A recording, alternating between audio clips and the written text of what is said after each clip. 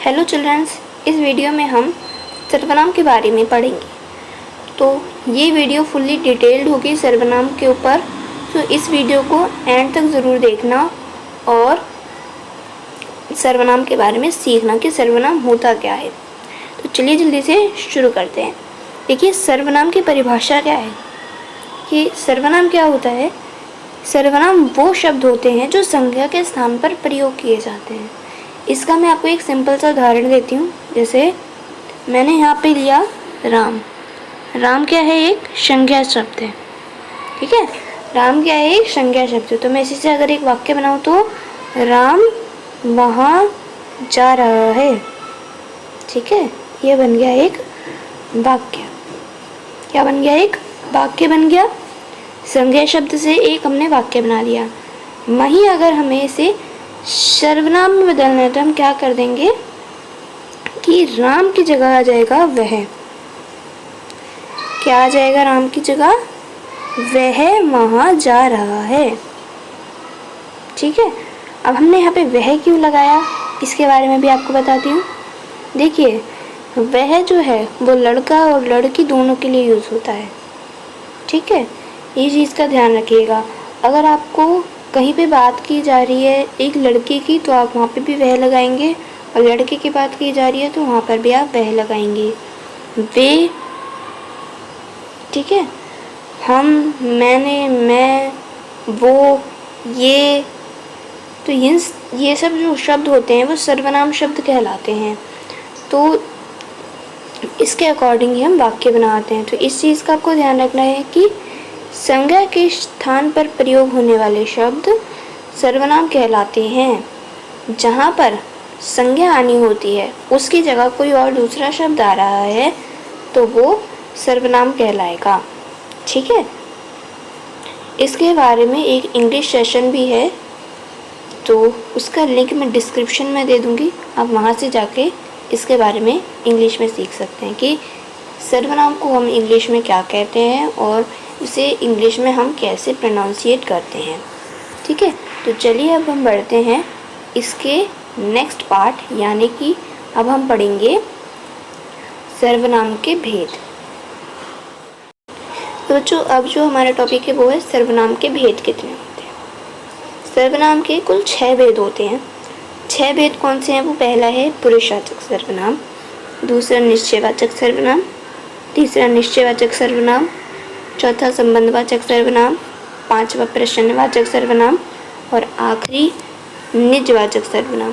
तो ये हमारे 6 भेद होते हैं। इनमें ज़्यादातर हम कंफ्यूज हो जाते हैं, तो आप कंफ्यूज ना हो इसके लिए इस वीडियो को अंत तक ज़रूर देखना। ठीक है, तो चलिए हमारा जो पहला सर्वनाम है वो है पुरुषवाचक सर्वनाम। तो सबसे पहले इसे ही पढ़ते हैं कि पुरुषवाचक सर्वनाम होता क्या है। बच्चों, अब जो है हम पढ़ रहे हैं पुरुषवाचक सर्वनाम। पुरुषवाचक सर्वनाम की परिभाषा है वे सर्वनाम शब्द जो किसी व्यक्ति का बोध कराते हैं या करवाते हैं उनको पुरुषवाचक सर्वनाम कहते हैं। देखो, ऐसे शब्द जहाँ पर किसी मनुष्य, किसी व्यक्ति की बात हो रही हो, वहाँ पर हम पुरुषवाचक सर्वनाम के बारे में बात करते हैं।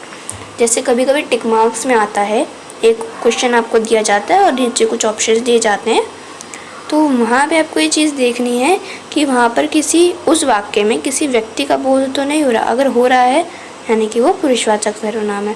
तो पुरुषवाचक सर्वनाम वो होता है जिसमें किसी मनुष्य, किसी व्यक्ति का बोध हो रहा हो। जहाँ पर किसी मनुष्य की बात की गई हो तो वहाँ पर हम पुरुषवाचक सर्वनाम लेते हैं। अब उसके भी कुछ भेद हैं। तो भेद क्या हैं? उत्तम पुरुष, मध्यम पुरुष और अन्य पुरुष।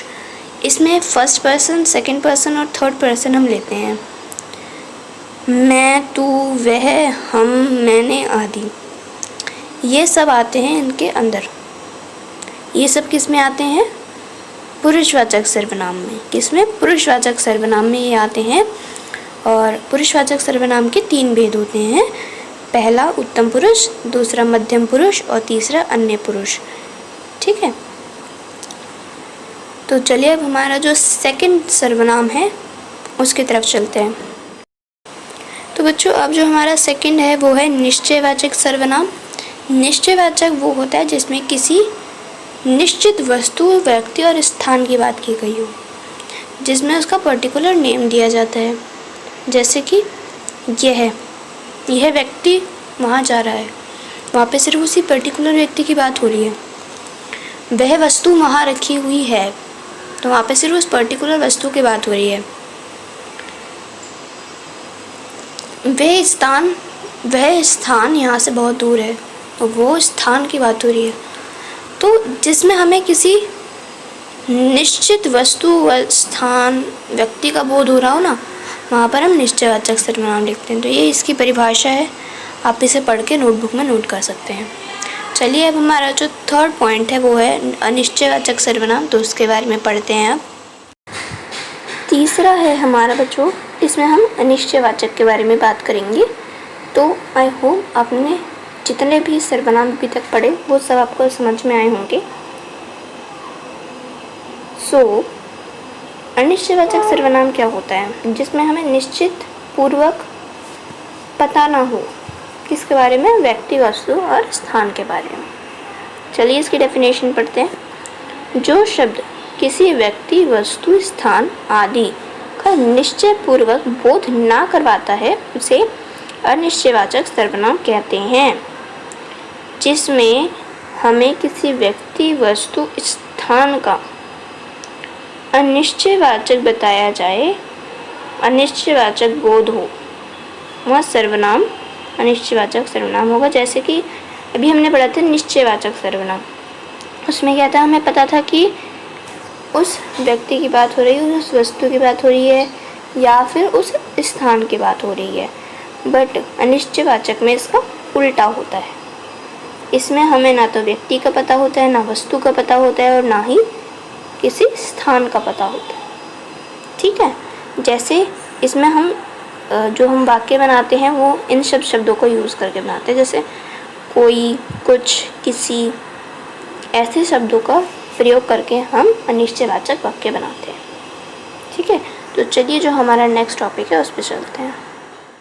अब हम पढ़ेंगे संबंधवाचक सर्वनाम के बारे में कि संबंधवाचक सर्वनाम क्या होती है। जो सर्वनाम शब्द दूसरे सर्वनाम शब्द से संबंध दर्शाता है उन्हें संबंधवाचक सर्वनाम कहा जाता है। ये शब्द दो वाक्य के जोड़ने का कार्य भी करते हैं। देखो, इसमें हमें बताया जाता है कि संबंध यानी कि रिश्ता, जिसमें किसी दो सर्वनाम के संबंध को दर्शाता है। जैसे हम कह सकते हैं कि वह उसके साथ जा रहा है ना, वह उसके साथ जा रहा है। तो ये भी तो एक संबंध हो गया जिसमें सर्वनाम आ गए। ठीक है, तो हम इसको इस तरीके से भी नोट कर सकते हैं, जिसके कुछ एग्जांपल्स यहाँ दिए गए हैं, जैसे जो, जिसने, जैसे, वैसे आदि। तो ये सब इसके एग्जांपल्स हैं। इन शब्दों का उपयोग करके आप कुछ वाक्य बनाने की प्रैक्टिस कीजिए, तो आपको संबंधवाचक सर्वनाम समझ में आ जाएगा। अब चलते हैं हमारे नेक्स्ट टॉपिक पर। बच्चों अब हम पढ़ेंगे प्रश्नवाचक सर्वनाम। प्रश्नवाचक इससे ही समझ में आ रहा है कि ये क्वेश्चन से रिलेटेड होगा। देखो, प्रश्न यानी क्वेश्चन।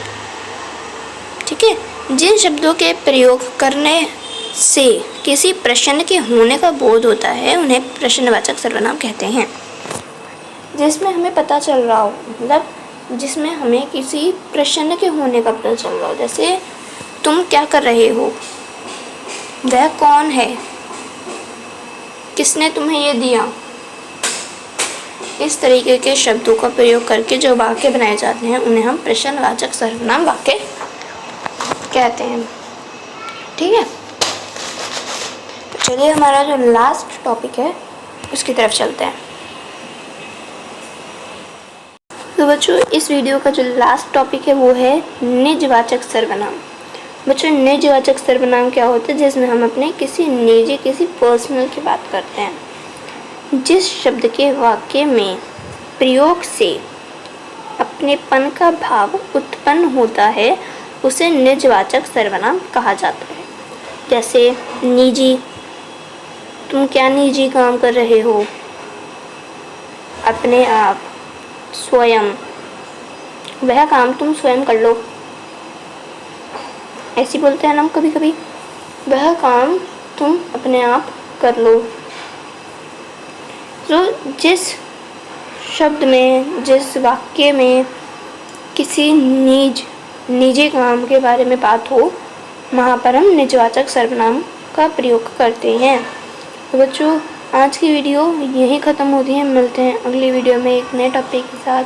तो हमारे वीडियोस के नोटिफिकेशन जल्दी से जल्दी और सबसे पहले पाने के लिए सब्सक्राइब करना मत भूलना, और उसके साइड में जो बेल आइकन है उसे दबाना तो बिल्कुल मत भूलना। थैंक्स।